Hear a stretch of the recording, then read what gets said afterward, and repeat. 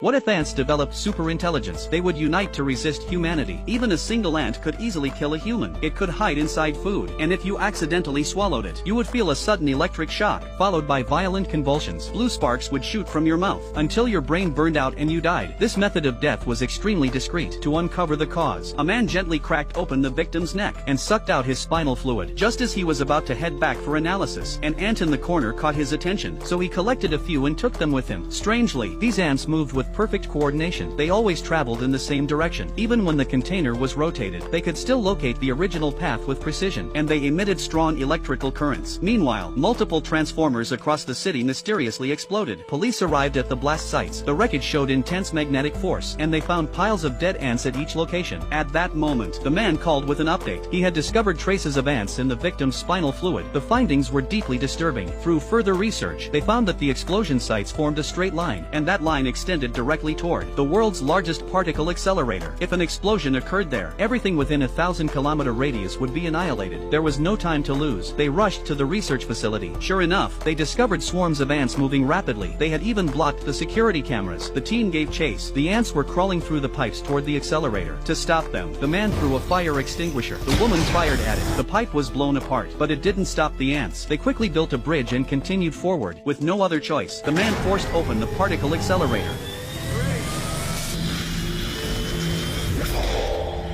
A massive shockwave scattered the ants. Just as they breathed a sigh of relief, another disaster struck. A skyscraper in the city center suddenly collapsed into the ground. A massive crater was left where the building once stood. They rushed to the scene. No one could explain what had happened. To find the truth, they entered the basement of a nearby building. There, they discovered a massive tunnel. Crawling deeper inside, the man found the corpses of several rats. But a few rats couldn't have hollowed out an entire skyscraper's foundation. They kept going. Suddenly, a crocodile appeared in front of them.